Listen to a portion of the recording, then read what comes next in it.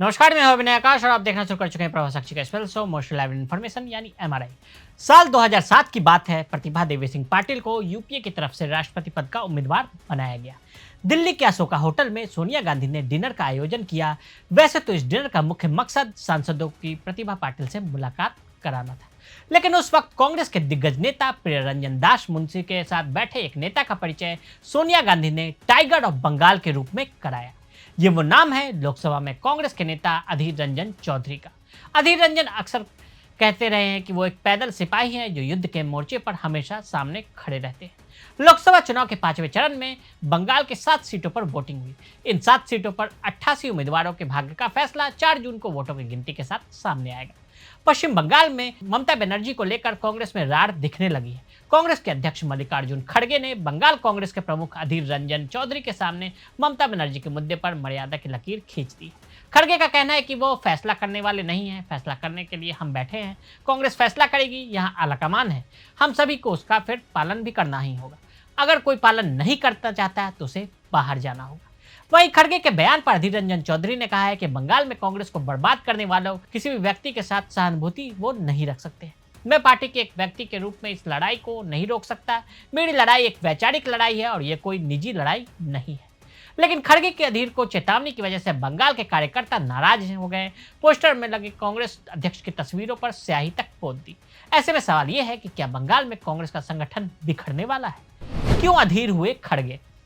कांग्रेस के राष्ट्रीय अध्यक्ष मल्लिकार्जुन खड़गे ने पश्चिम बंगाल के कांग्रेस प्रमुख और लोकसभा सांसद अधीर रंजन चौधरी को लड़ाकू सिपाही बताया। अधीर रंजन चौधरी की यह प्रशंसा खड़गे द्वारा तृणमूल कांग्रेस प्रमुख ममता बनर्जी की विश्वसनीयता पर सवाल उठाने के लिए पश्चिम बंगाल कांग्रेस अध्यक्ष की आलोचना करने के कुछ दिनों बाद आई है। कांग्रेस अध्यक्ष मल्लिकार्जुन खड़गे ने बीते दिनों बिना अधीर रंजन चौधरी का नाम लिए कहा था कि वो फैसला करने वाले कोई नहीं होते, कांग्रेस फैसला करेगी, हाईकमान तय करेगी। क्या सही है, हम सभी को उसका फिर पालन करना होगा। अगर कोई पालन नहीं करना चाहता तो उसे बाहर जाना होगा। अधीर रंजन ने कर दी भयंकर बेइज्जती। अधीर रंजन ने साफ किया कि जो भी बंगाल में कांग्रेस को बर्बाद करना चाहेगा उसके साथ किसी भी तरह की सहानुभूति नहीं रखी जा सकती। मैं तो पार्टी का एक सिपाही हूं और अपनी लड़ाई को बीच में नहीं रोक सकता। मेरी वैचारिक लड़ाई चल रही है, कोई निजी लड़ाई नहीं है। हमें तो बंगाल में कांग्रेस को बचाना है। यह बीजेपी टीएमसी साथ में है। इसके ऊपर अधीर रंजन ने तल्ख अंदाज में यहाँ तक कह दिया कि वे भी सीडब्ल्यूसी और हाईकमान के सदस्य हैं। वे साफ कह रहे हैं कि हाईकमान के बीच उनकी भी चलती है।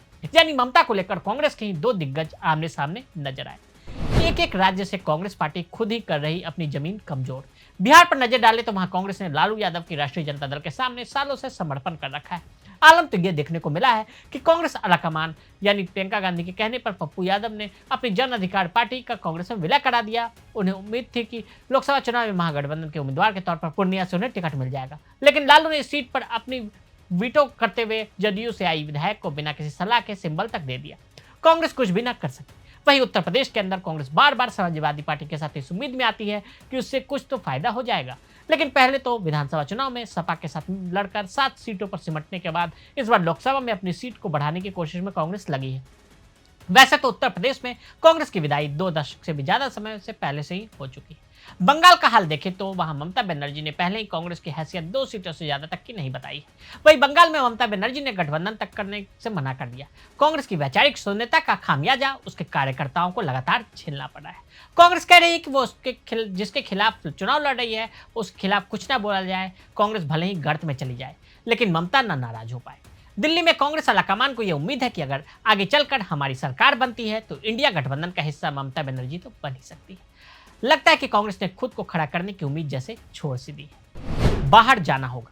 अगर बंगाल में मुस्लिम वोट ममता बनर्जी से टूटता है तो वो या तो वाम दल या फिर कांग्रेस के ही खाते में जाता, लेकिन कांग्रेस ना तो पहले ही टीएमसी के सामने समर्पण कर दिया है। खड़गे की तरफ से लोकसभा के नेता प्रतिपक्ष को इस अंदाज में हिदायत दिया जाना पार्टी में कलह को और बढ़ाएगा। खड़गे ने जिस अंदाज में कहा है जो पालन नहीं करेगा उसे बाहर जाना होगा। ऐसे में क्या अधीर रंजन चौधरी लोकसभा चुनाव के बाद इस्तीफा दे देंगे?